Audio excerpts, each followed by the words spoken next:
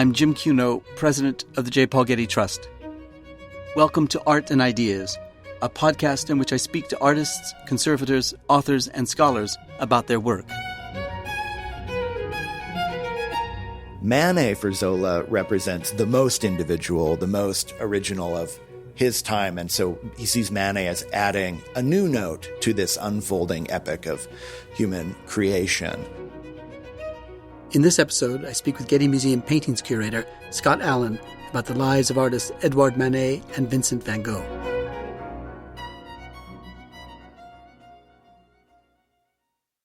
Édouard Manet was the leading French painter of his day. His father was a high official in the French Ministry of Culture, and his mother, the daughter of a French diplomat. There was nothing in his background that would have prepared Manet for the scandal that erupted in 1863, when his painting, Le Déjeuner sous l'herbe, or Luncheon on the Grass, was refused by the official salon and put on view in the alternative exhibition, Le Salon des Refusés, or the Salon of the Refused Work. The painting of a frankly naked, not nude, young woman in a landscape, seated between two fully dressed young men, with a second woman in the background dressed only in a chemise, dipping her hand in a stream, attracted howls of outrage from critics. One critic wrote, "Monsieur Manet plans to achieve celebrity by outraging the bourgeois. His taste is corrupted by infatuation with the bazaar." Another wrote, "A common Breda, a low prostitute from the Breda quarter, stark naked at that, lounges brazenly between warders properly draped and cravated. These two seem like students on holiday misbehaving to prove themselves men. I seek in vain for the meaning of this uncouth riddle." Only Manet's friend Zacharias Struck supported him, and then only with a brief notice in a newsletter issued on the final day of the exhibition, praising the depiction of the landscape in the painting as having, quote, "such a youthful and living character that the Renaissance painter Giorgione seems to have inspired it." It wasn't until 3 years later that the young aspiring writer Émile Zola came to Manet's defense with an extended article published in 1866 and then republished a year later as a pamphlet accompanying Manet's large, privately organized one-man exhibition. Manet was so touched by Zola's offer to make his pamphlet available at the exhibition that he suggested to Zola that he include an etched portrait of Manet by the artist Félix Bracquemond opposite the title page, which he did. I begin this podcast episode by discussing Zola's defense of Manet with Getty Museum curator Scott Allan, who is currently organizing an exhibition of the late work of Manet. Scott and I then discuss the life of Vincent van Gogh as written by Vincent's sister-in-law, Jo van Gogh-Bonger, and published in 1914, 24 years after the artist's death. As is well known, Vincent and his art dealer brother Theo were very close. When they were apart, Vincent wrote hundreds of letters to Theo. The first was written in 1872, when Vincent was 19 and Theo but 15. The last letter, the 901st letter collected in the Van Gogh Museum's Letter Project, was written on July 23, 1890, 6 days before Vincent took his own life, and 6 months before Theo died of dementia paralytica, caused, it was said at the time, by heredity, chronic disease, overwork, and sadness. At Theo's death, Jo inherited 364 paintings and many drawings and letters by Vincent. She took it as her personal mission to memorialize the two brothers by selling and organizing exhibitions of Vincent's paintings and by publishing his letters. With the appearance of the first volume of the drawings in 1914, she also published an intimate memoir of Vincent's life. It's that memoir, together with Vincent's letters to Theo, that has shaped our understanding of the artist's life. Both lives, Manet and Van Gogh's, are featured in the new Getty Publications series, Lives of the Artists. Over the past few weeks, I've been talking with Getty Museum curators about a series of critical accounts of the lives of artists published by Getty Publications. These biographies were written generally in the lifetime of the artists and have included Bellini, Raphael, and Michelangelo in the 16th century, Rembrandt in the 17th, and Rodin at the turn of the 20th century. Today I'm speaking with Getty Museum paintings curator Scott Allan about the lives of Édouard Manet and Vincent van Gogh, written respectively by the novelist Émile Zola and Jo van Gogh-Bonger, Van Gogh's sister-in-law and devoted champion. Scott, thanks for joining me on this podcast. And let's start with Manet and the account of his life written by the novelist and contemporary of Manet, Émile Zola. By 1861, Zola was living in Paris. He comes from the south of France, where he was close friends, childhood friend of Paul Cézanne. And in Paris, he saw Manet's paintings for the first time. Over the next 5 years, he witnessed the volatile public reaction against Manet's paintings, and particularly the famous ones, the Déjeuner sous l'herbe and Olympia, two paintings that depict nudity and sexuality in manners unprecedented at the time. In 1866, Zola wrote a defense of Manet, writing in part, Since no one is saying it, I will say it myself. I will shout it from the rooftops. I am so sure that Monsieur Manet will be accounted one of the masters of tomorrow that I think it would be a sound investment, if I were a wealthy man, to buy all of his canvases today. Monsieur Manet's place is marked for him in the Louvre like Courbet's, like that of any artist of strong and uncompromising temperament. Zola was 26 years old at the time, and Manet was 33. So, Scott, tell us about Manet's standing as an artist at the time in the mid-1860s when Zola comes to know him. Well, by 1865-66, Manet had really become very quickly the most controversial painter in Paris, for sure. He had made his debut at the Paris Salon, the big official exhibition, state-sponsored exhibition, in 1861. And that year, he actually did quite well and won an honorable mention on account of a somewhat sober portrait of his parents and quite a lively picture of a Spanish guitar player, which prompted a rousing "Ay caramba" by the famous French critic Théophile Gautier. And so Manet had come to some public attention and, shown some promise, but that was quickly derailed in 1863, the year of the next Salon, when he had submitted the Déjeuner sur l'herbe, as you mentioned. And that year there were quite a large number of refusals. And why was that? Why was that such a conservative Salon year, 1863? I'm not entirely sure. It may have been a function of stricter regulations that year or the number of submissions, but this was a kind of recurring problem, and artists were disgruntled. And that year, in a kind of conciliatory, even reform-minded gesture, the emperor and the administration allowed for an exhibition of the refused works, which was quickly dubbed the Salon des Refusés. And because it was dubbed that, people came flocking to this exhibition as if they were going to like a freak show.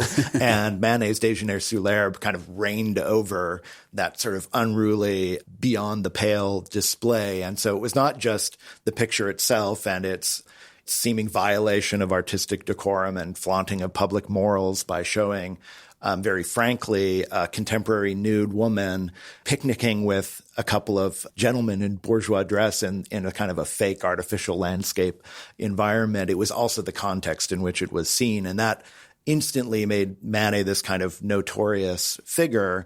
And in the next 2 years, his submissions only kind of reinforced the sort of popular opinion of him as a provocateur and troublemaker.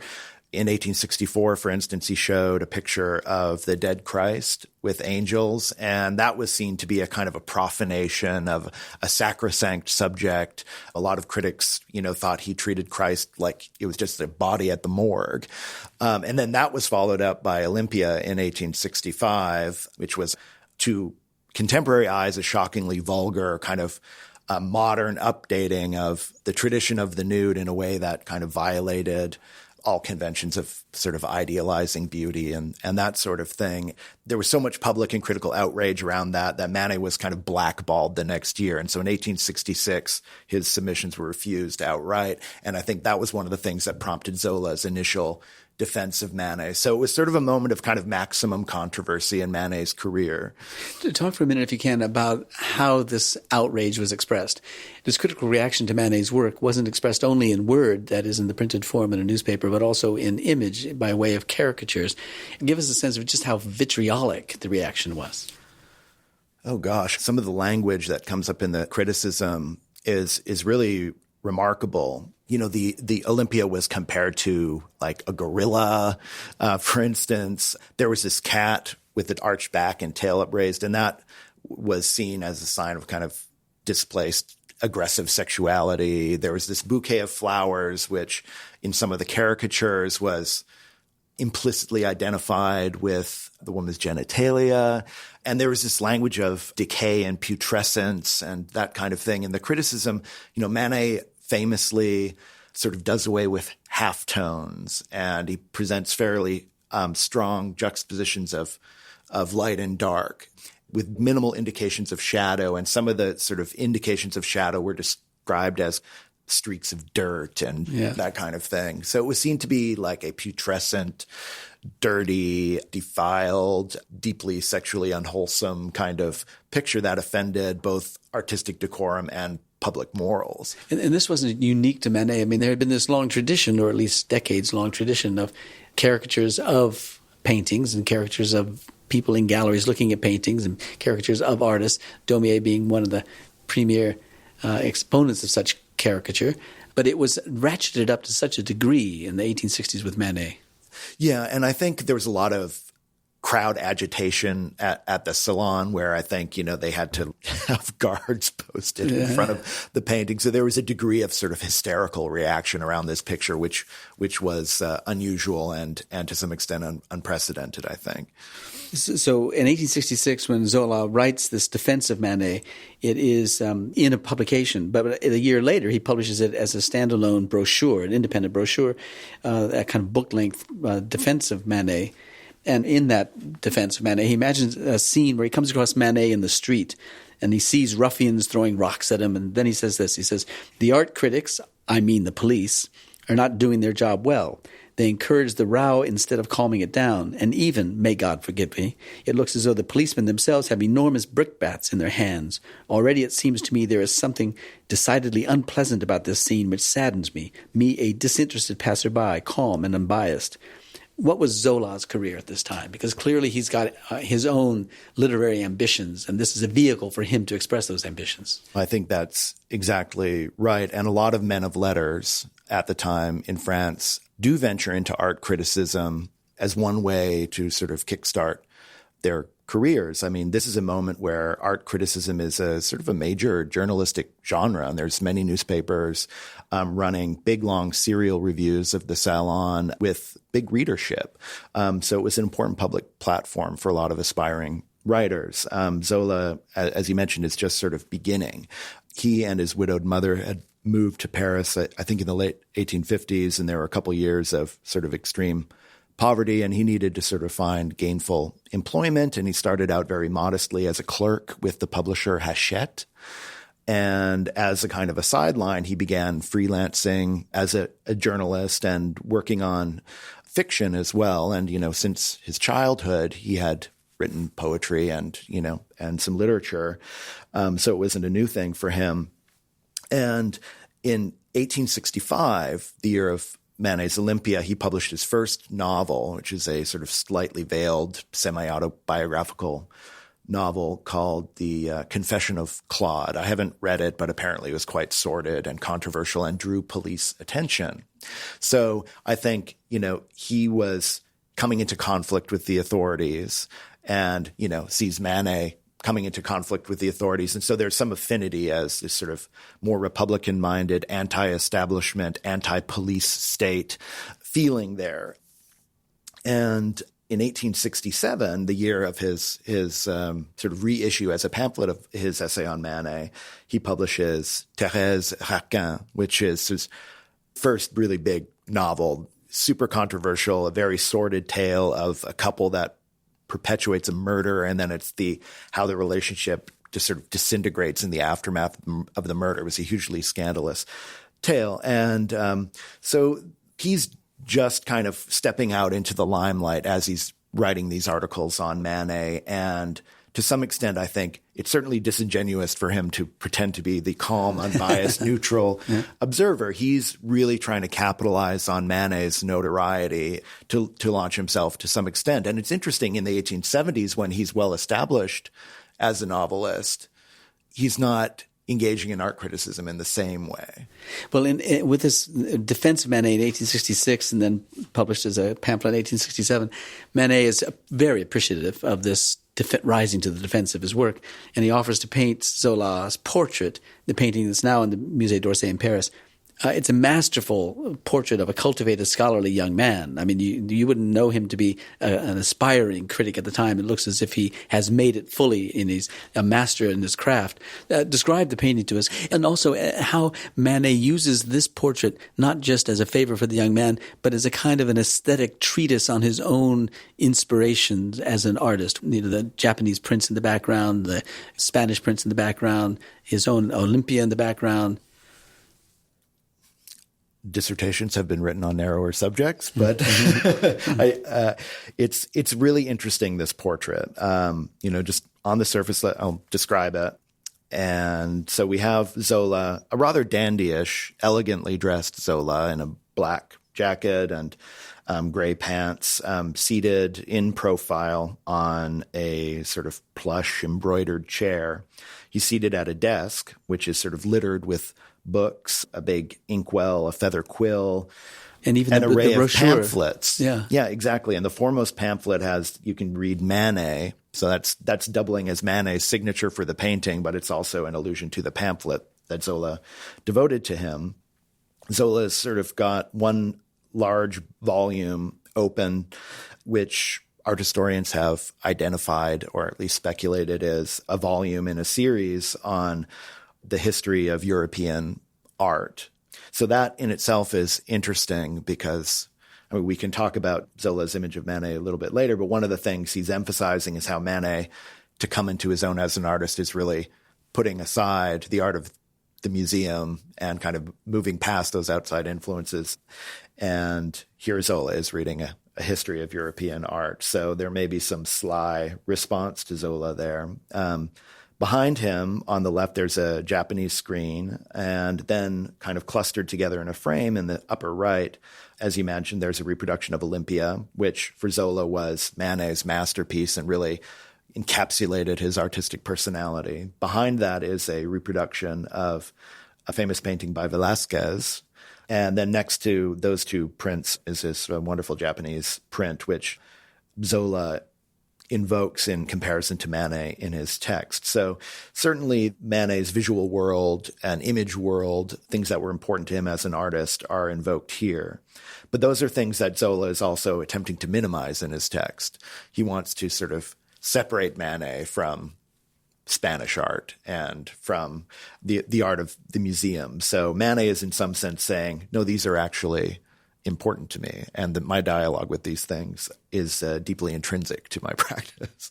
Well, in this 1867 defense of Manet's work, Zola describes Manet as if he were writing his portrait of Manet. He says that Édouard Manet is of average height, more short than tall. His hair and beard are more chestnut. His eyes, which are narrow and deep set, are full of life and youthful fire. His mouth is characteristic, thin and mobile and slightly mocking in the corners. The whole of his good-looking, irregular, and intelligent features proclaim a character both subtle and courageous, and a disdain for stupidity and banality. And if we leave his face for his person, we find in Édouard Manet a man of extreme amiability and exquisite politeness, with a distinguished manner and a sympathetic appearance. And once again, you get a sense that Zola is using this defense of Manet as a kind of exercise for his own writing skills, his own ability to characterize and describe a person. But you also may see it as a kind of fawning account of Manet to encourage this relationship between Zola and Manet.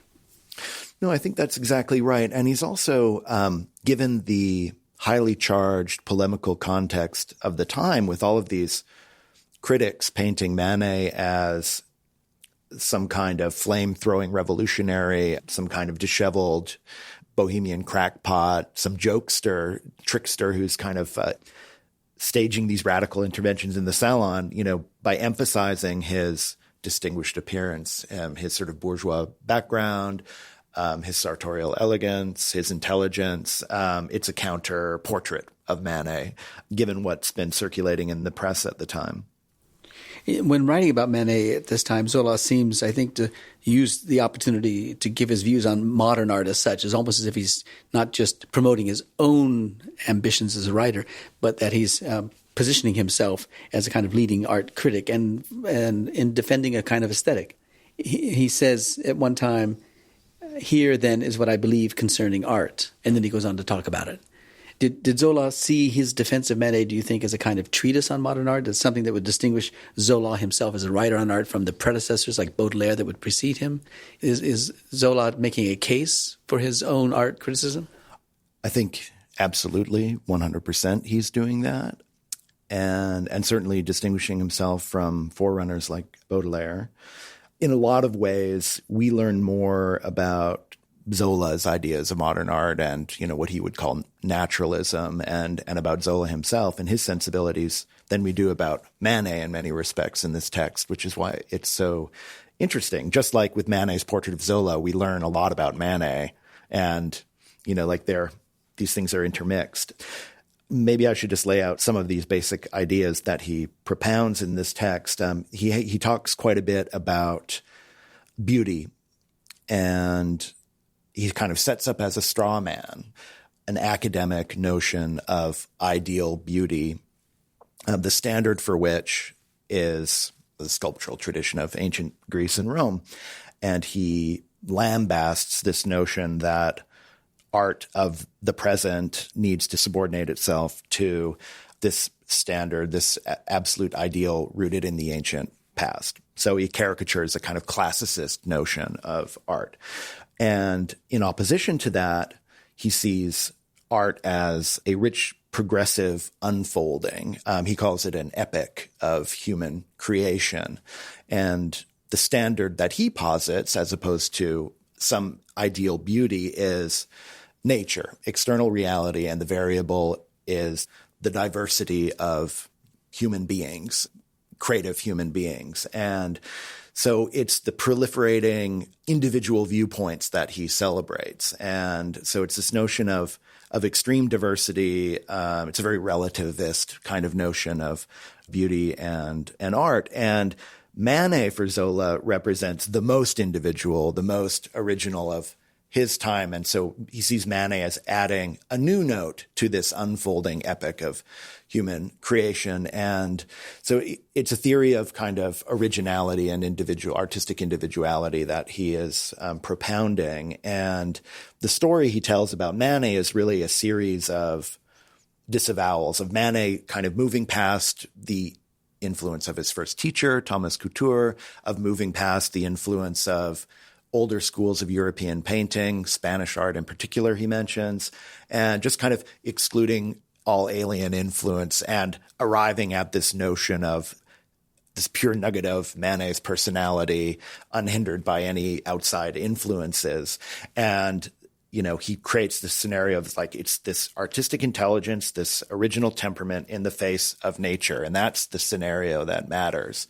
The artist and really the eye of the artist. And really the physiology of the eye. This is a very biological thing for Zola. It's the flesh and blood of the artist, his sort of bodily constitution directly affecting how he sees the world and the visual facts he confronts and processes those and translates them into patches of color and painting. So it's in the end a very empirical, kind of a radically empirical notion of art making where he says, unhindered by prejudice, education, previous culture, it's the artist and the eye of the artist receiving visual information and processing it. And the end result is this kind of amazing formalist statement of painting as a sort of an array of colors, patches of color, and Manet's art being all about the relationships of tone and value and these patches of color. So it's really fascinating. And this had a big impact on the modernist notions of Manet's art,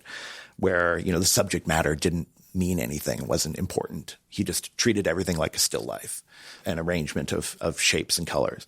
And then scholarship since that moment has really been about reinscribing Manet's art into all the things that, Zola excludes. And so we're still kind of dealing with that legacy of Zola and the scholarship on Manet today, where it's his dialogue with the art in the museum is actually really important. Right, you can't just shunt that to the side. We do have letters between Baudelaire and Manet, that is both from Baudelaire, who was an earlier friend of Manet's, and from Manet, one to the other. And in a letter to Baudelaire from Manet in 1863, Manet writes, "I would really like to have you here, my dear Baudelaire. They are raining insults on me. I've never been led such a dance." To which Baudelaire now, this is the interesting thing, because you can't imagine Zola writing something like this. Baudelaire responds, "So once again, I'm obliged to speak to you about yourself. I must do my best to demonstrate to you your own value. What you ask for is truly stupid. People are making fun of you. Pleasantries set you on edge. No one does you justice, etc., etc. Do you think you are the first to be placed in this position?"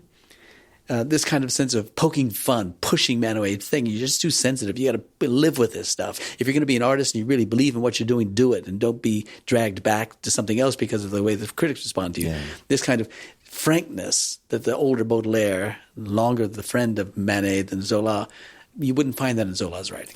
Well, and Baudelaire was, raked over the coals in a true legal sense when he published Fleur de Mal. Like he faced real legal censorship and got into real trouble in a way that Manet never did with his paintings. So Baudelaire was like, okay, I've done it before. Don't exaggerate. I've seen a lot worse. Because Zola praised Manet's formal inventiveness, as you described it, shortly thereafter. And he says, one's first impression of a picture by Édouard Manet is that it's a trifle hard. One is not accustomed to seeing reproductions of reality so simplified and so sincere, but as I've said, they possess a certain stiff but surprising elegance. This kind of language and this kind of interest in the aspect of Manet's paintings, you wouldn't find Baudelaire on that. Baudelaire would be pushing the artist to be individually inventive, but wouldn't be responding to the kind of formal character of the paintings.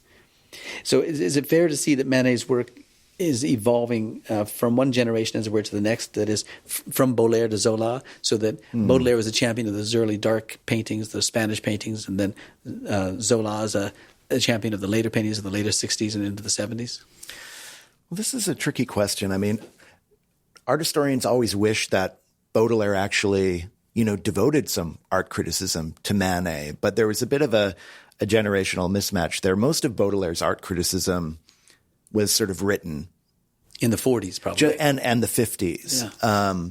And his famous essay, "The Painter of Modern Life," I can't remember when it first appeared. It was eventually kind of reissued in 1863, but it had been written a little bit earlier. So Manet was really just beginning when Baudelaire was kind of at the end of his career as a critic, and Baudelaire is most famous for his championing of Delacroix. So there's that romantic aspect.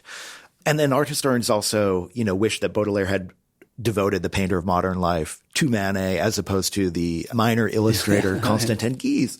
But Manet loved Constantin Guise, collected him, and I think in a lot of ways aspired to that moniker of the painter of modern life over the course of his career. And so Baudelaire dies in 1867.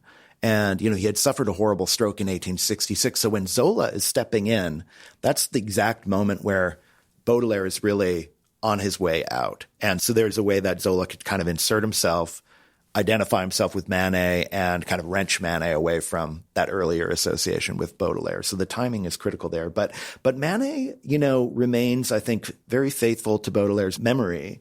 In the 1870s, famously, he has a relationship with the poet Stéphane Mallarmé. They become very good friends. And both Manet and Mallarmé are in some ways caretakers of Baudelaire's memory. They collaborate on a sort of deluxe edition of Mallarmé's translation after Edgar Allan Poe's The Raven. Manet contributes illustrations. So it's a interesting dialogue between Manet, Mallarmé, and Edgar Allan Poe, but Baudelaire is in the mix too, because Baudelaire was the great champion of Edgar Allan Poe in France and had translated short stories and what have you. And so Mallarmé was definitely continuing that tradition. And I imagine they must have talked about Baudelaire all the time. And in 1880, Manet has a solo show in this gallery called La Vie Moderne, Modern Life. And what does he show in that exhibition? He shows a portrait of Constantin Guise. Oh, really? Yeah, it's fantastic. It's a pastel portrait. Constantin Guise is an old man at that time. And so Manet is really, in the context of the Gallery of Modern Life, advertising his sort of affiliation with Baudelaire through that portrait of Constantin Guise. But he also shows a portrait of Zola's wife in that show. And that's a moment where Manet is busy reading Zola's latest naturalist novels, Nana, The Belly of Paris, all of these great novels, and is very supportive of Zola's literary career. I think he gobbles up these books. He really enjoys them. And they inform his own notion of modern painting and attending to the contemporary Paris and the social life of Paris and the cafes and what have you. And critics at the time certainly associated Manet with that kind of project of portraying modern life. That was Zola's project, but also Baudelaire's project in different ways. You mentioned the exhibition in 1880. 3 years later, 1883, Manet dies. And Zola writes of him in a catalogue of a memorial exhibition in the year 1884. He says, "He gave up his whole life to his task, and none of us who knew him well ever dreamed of wishing him to be more balanced or more perfect, for had this been the case, he would certainly have lost most of his originality, that sharp light, that exact sense of values, and that vibrant quality which distinguishes his pictures from all others." Tell us about Manet's standing at the end of his life that would lead then to this memorial exhibition, this kind of crowning achievement in 1884. Things are definitely changing for Manet on a number of fronts. First, like as kind of deep background, there's a big political shift. I mean, the Second Empire, where Manet, came into so much conflict with the sort of authorities in the Salon, that ended with the Franco-Prussian War. And then subsequently the Paris Commune and the Third Republic is established. And by the end of the 1870s, after some trial and tribulation, a pretty solid center-left government is established. And Manet's political sympathies are fairly in line with this new regime. And so he has a kind of a different relationship with the official establishment in the last 4 or 5 years of his life. And in fact, an old childhood friend, Antonin Proust, who ends up being Manet's first kind of real biographer, is a politician, a Republican politician. He's a deputy in the Chamber of Deputies. And then he eventually becomes Minister of Fine Arts in the short-lived government of Léon Gambetta. And because of Proust's power, Manet gets the Legion of Honor at the end of 1881. And it's really Proust who is able to orchestrate this posthumous retrospective at the École des Beaux-Arts, this sort of bastion of academic values. And at the same time that there was this political shift, the Salon was liberalizing, the regulations were loosening up a little bit, and eventually the state relinquishes control of the Salon and the artists are in charge.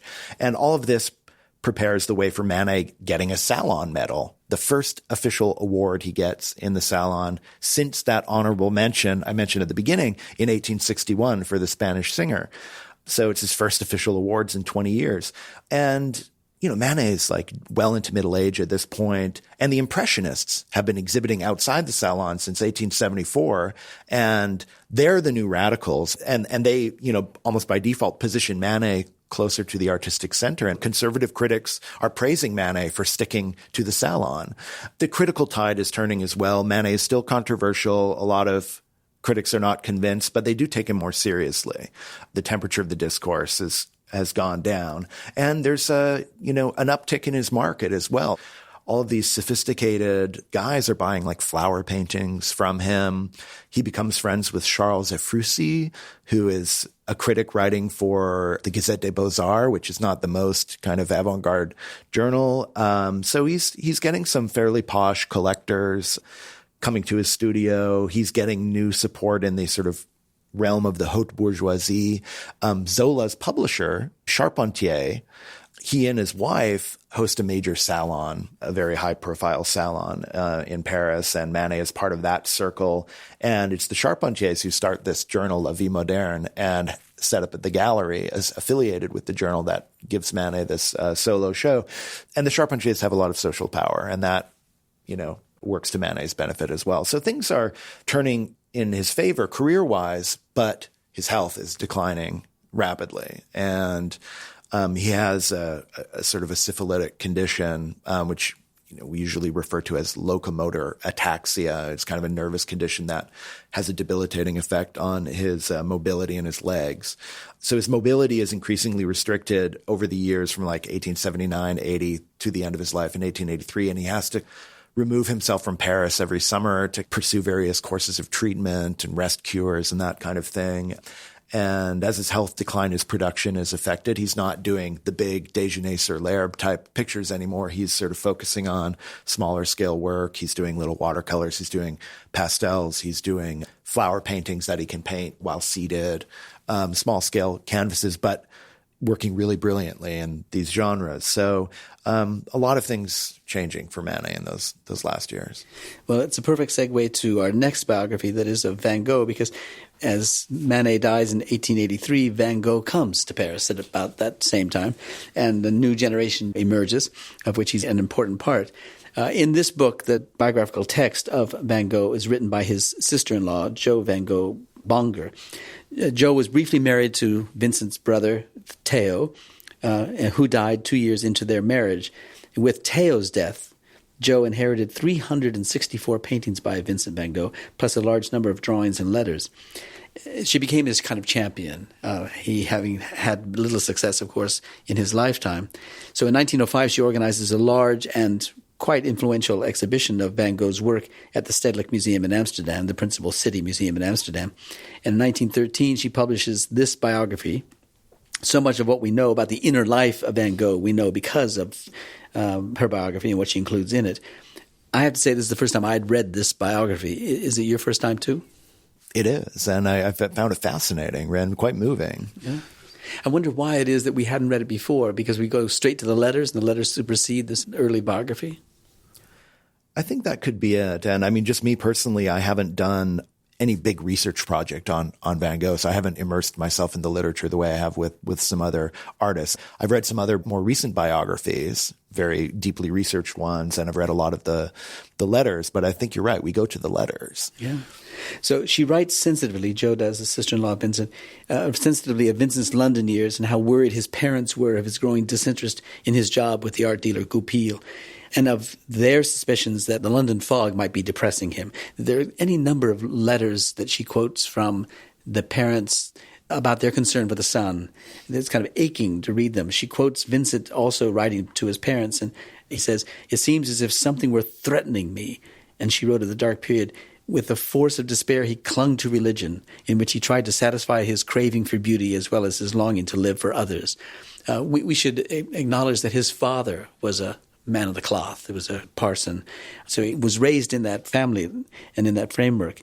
But these letters that she's referring to, and that both from Vincent himself and from the family, are just so nakedly presented in this that it's quite surprising. Give us a sense, though, of Van Gogh's early years now and how important to him was this relationship to his family and to his father in particular, as maybe a kind of a role model for him as a parson. I mean, what's striking to me is the struggle for identifying vocation and finding his path, and the number of false starts and disappointments, and the amount of moving around, like from city to city and place to place, like the sense of restlessness and rootlessness, and really searching for a kind of an identity and a meaningful vocation. And, you know, there are two main lines of work in the family: art dealing. His uncle, also named Vincent, works for the, at that point, fairly international trans-European firm Goupil, which had an important branch in The Hague, as well as like in London and Paris and other places. And so he embarks on a career in the Goupil firm initially. Vincent does. Theo is already there, or he comes later to Goupil? Theo is younger and comes after Vincent, but they both begin their careers in the Goupil firm. And Vincent, you know, starts in The Hague. He goes to the London office and eventually the Paris office. And, you know, initially he's, I think, seemed to show some promise as an apprentice in the business, but something seems to have happened in London. You're mentioning the letters, and I think he was really experiencing a lot of social isolation, is the sense I get from Jo's account. And so like there was some depression creeping in, and some of the personal eccentricities that she describes, you know, kind of manifesting themselves. And so it seems like that's the first time his parents really start to worry about him. And then after like that career kind of derails in Paris, he's sort of becoming, with his sort of problems with depression and social isolation, the religious fervor kind of increases to the point where it's not good for business. He doesn't have the right personality profile to be a wheeler and dealer in the art world, you know, very worldly kind of business. And he's got all these religious feelings. And so he abandons that career and then resolves to become a minister. And that, you know, despite his religious convictions, there are personality issues that derail that plan of action too. I think he initially intends to pursue a pretty rigorous course of theological studies to become a minister, a course of study several years long, but he's not suited to the rigors of student life. And so he resolves instead to become a kind of a preaching lay preacher, evangelist, and he can go on just a 3-month course in Brussels to do that. But he even struggles with that course. that line of work. And he ends up sort of in mining country in Brussels as a preacher. But, there's a tendency to extremity in his personal behavior. And I think he ends up living in some like hovel and just kind of scaring and alienating people, so that the committee that runs the evangelical outfit, they don't want to have much to do with him. And so it's this kind of sad chronicle of disappointments and, struggles to find his way both professionally, and then personally too. There are these, moments of heartbreak where he's disappointed in love, which, plunge him into more depression and despair. And it's hard to read. And then eventually, art is the thing, and he throws himself into that, and that's what sticks. Well, in Jo's account, it's interesting not only what she tells us from her point of view, but what is found in the letters, as we've said, but also various other accounts. She quotes not only letters from the family and letters from Vincent himself, but accounts in one case of one of his teachers that appeared in a newspaper, a teacher in classical languages, a man named Dr. Menes de Cosa, and he says that and this teacher recorded many characteristic particulars: Vincent's nervous, strange appearance that yet was not without charm, his fervent intention to study well, his peculiar habit of self-discipline, self-chastisement, which is extremely interesting, so self-discipline and self-chastisement, and finally his total unfitness for regular study. This kind of laying bare the strange, peculiar habits of the man, the kind of weakness of the man, in the sense that even this kind of self-chastisement and self-discipline, as if there was a kind of physical punishment that he inflicted on himself. Yeah, I think, there's many sides to Vincent that come out in Jo's text. On one side, the more positive side, as it were, there's a really acute sort of social conscience and a great love of nature, a real sympathy for the poor. Like he has these Christian impulses, right? These kind of charitable impulses. He wants to do good. He wants to have a positive impact on the world. And then there are these more debilitating negative traits that kind of derail his ambitions on the more positive side. And like he sort of seems to be a kind of irascible, irritable figure. There's a lot of nervous agitation. There's a tendency to go to extremes, this kind of zealousness and whatever it might be that sort of freaks people out and alienates people. There's sympathy and there's a lot of support and love from his family, at least as Jo says it, a lot of forbearance and like really trying to accommodate him and to encourage him and to support him in whatever way they can. But then there's also this despair. It's sort of like Vincent's his own worst enemy. And how strange do you think it was to publish it, to lay bare these weak moments of this man and the pain he caused himself and his family and his friends? This is the early 20th century now, so it almost seems as if it's a kind of burgeoning psychological study of a person and with a kind of intimacy that you wouldn't have found before now. No, I think that's right. We have to remember that the text was first published as a preface to an edition of the letters. And the first volume of the letters. Yeah, in 1913, I think. Right. And there's nothing more intimate than those letters, just letter after letter of like Vincent's, what's going on in his head. So I think this text to some extent is there in that context to kind of contextualize and comment to some degree on the letters that follow, to kind of give an overall picture of the life. So I think it's partly explained by that. But also, like, by this point, there's a tradition of, since the Romantic era, of kind of intimate biography. And in fact, if we think about some of Vincent's artistic heroes, like Jean-François Millet, the famous painter of peasant life associated with the Barbizon school in France, there's a biography of Millet by this man named Alfred Sancier, who also wrote a biography of Théodore Rousseau, another Barbizon school artist that Vincent loved. And those are pretty intimate biographies with letters. And interestingly, those biographies also have played a big role in marketing that work. And so you get the beginnings of a kind of expressive paradigm where the art really is expressive of the life. And by establishing a kind of biographical ground for appreciating the art, you can read the artist's pain and suffering through the art. And that definitely kind of pre-programmed, I think, the response to Vincent's art through most of the 20th century. And it's hard to even escape the biography today when talking about Vincent. I mean, it's what we mostly talk about. Yeah. You mentioned that he lived in the house of a miner in Belgium, and there he writes home. He says, "My only anxiety is how can I be of use? Can I serve some purpose and be of any good?" And then later, not long after that, he writes about art as perhaps that way of doing some good in the world. He says, "And in a picture, I want to say something as comforting as music is comforting.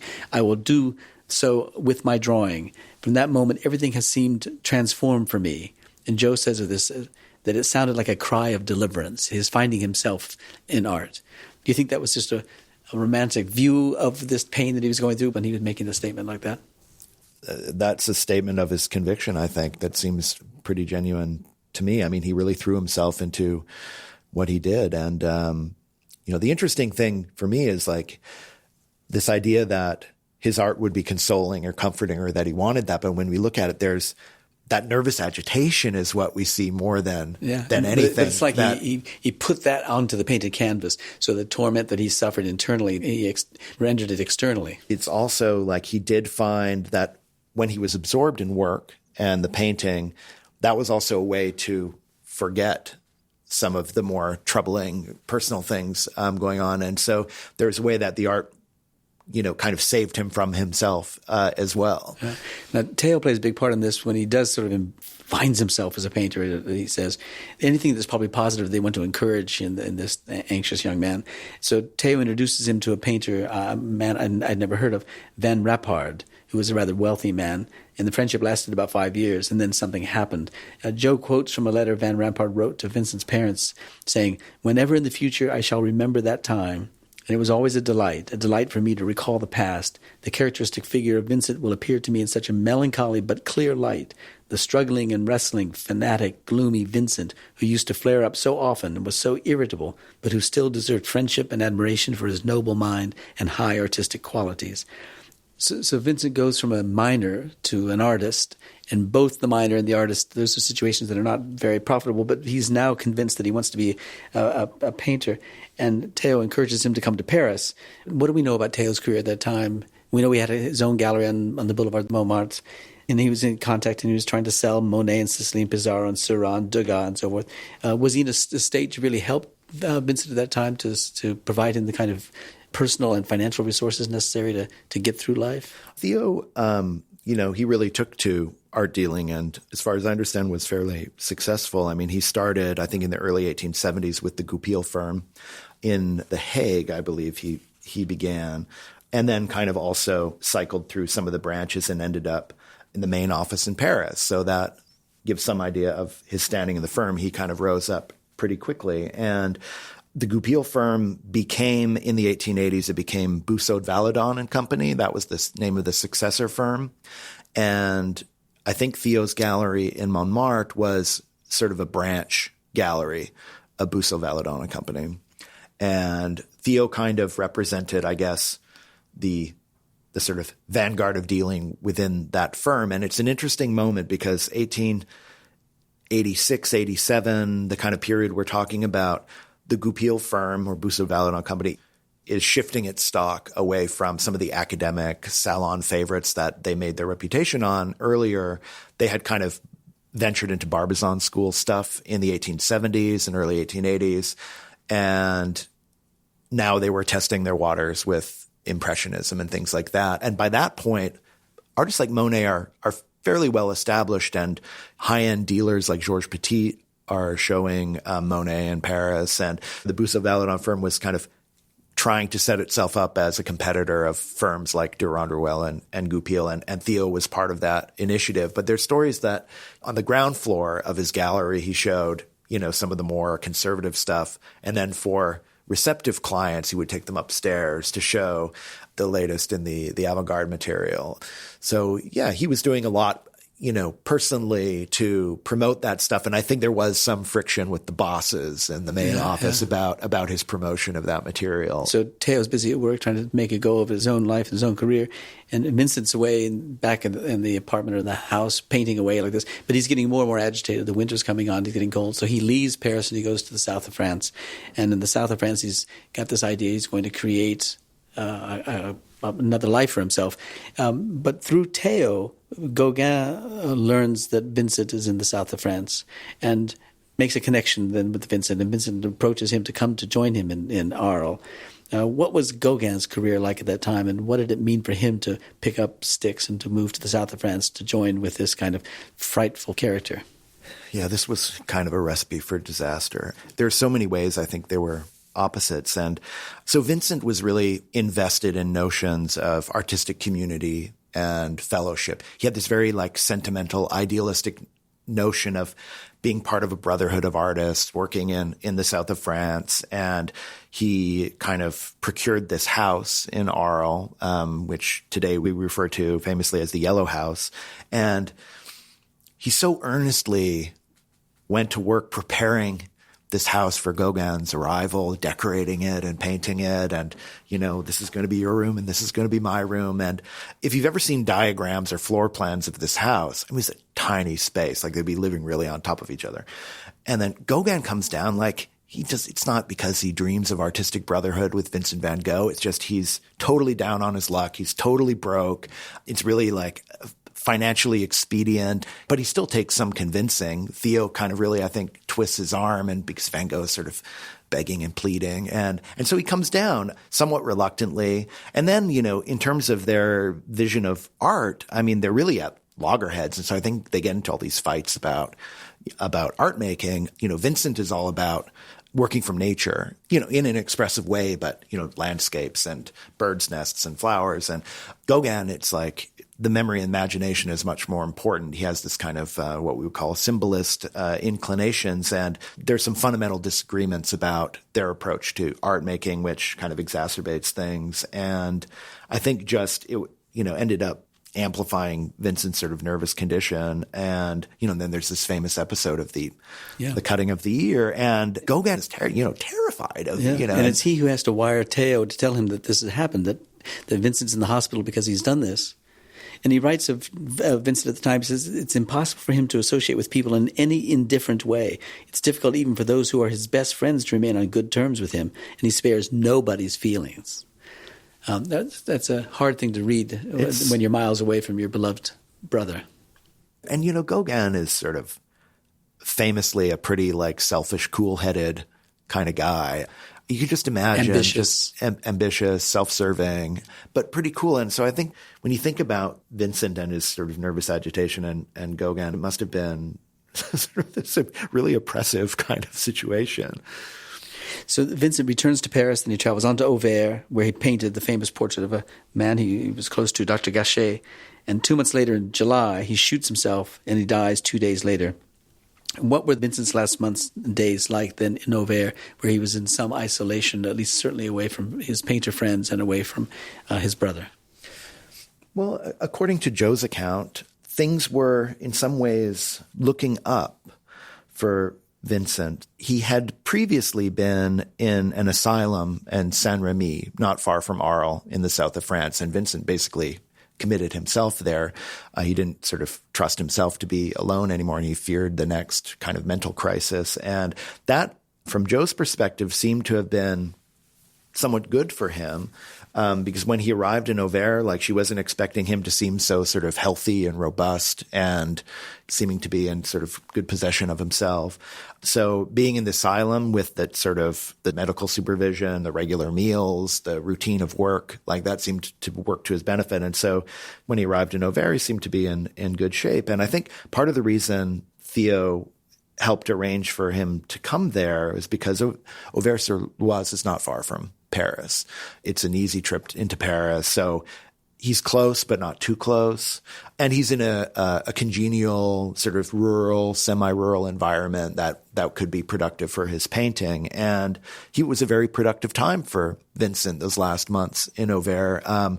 There are all these great pictures of the village, these little cottages with thatched roofs that he painted with the really expressive lines, and the surrounding countryside with the rolling hills and the pasture land and that kind of thing. He produced a lot, some really, really great paintings, and this famous portrait of Dr. Gachet, who was well known in artistic circles. He was a good friend of Pissarro, for instance, known as a homeopathic doctor. And it seems that Vincent and he had a pretty close relationship. So he had some fellowship there, some support.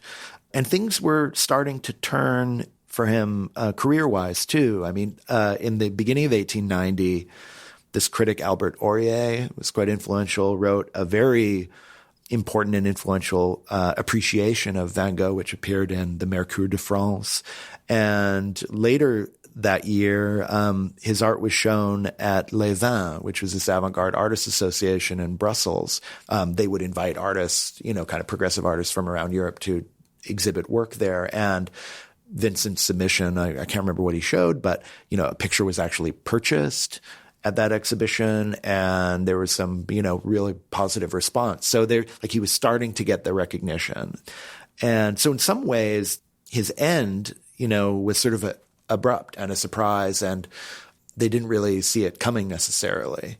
There was always the fear of a recurring episode because, these were happening with increasing frequency since the ear-cutting episode.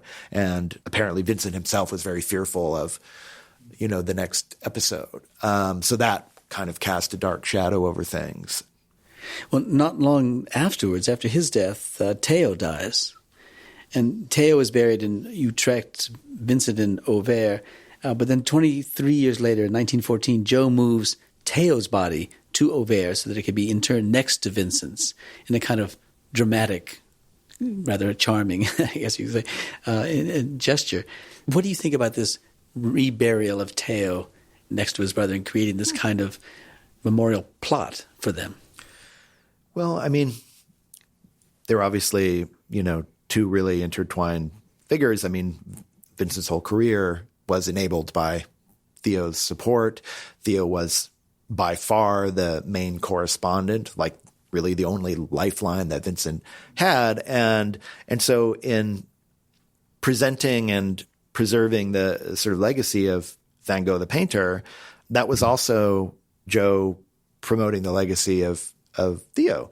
And certainly, I think in the popular imagination, we sort of think of them as a duo. And then, but like you said, it's a kind of a poetic gesture too, because it gives Vincent that kind of fraternity, that togetherness that was so hard to sort of manage and achieve during life. Like Theo was, unstinting in his support, but even admitted like it was really, really hard to live with Van Gogh. But in death, maybe they can be together in peace. So there's some aspect of that. Well, in these two biographical accounts, Zola's of Manet and Jo's of Vincent, we have two very different ways of writing about artists. This kind of dispassionate champion that Zola was of Manet's work, and there's this kind of almost not quite pathetic, but certainly there's pathos involved in the accounting for the life of Van Gogh.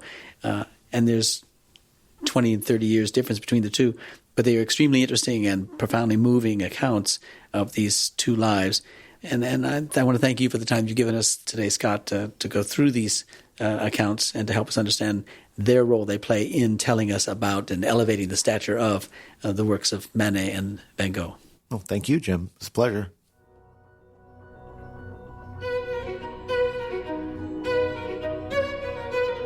Our theme music comes from the Dharma at Big Sur, composed by John Adams for the opening of the Walt Disney Concert Hall in Los Angeles in 2003. It is licensed with permission from Hendon Music. Look for new episodes of Art and Ideas every other Wednesday. Subscribe on Apple Podcasts or Google Play Music. For photos, transcripts, and other resources, visit getty.edu/podcasts. Thanks for listening.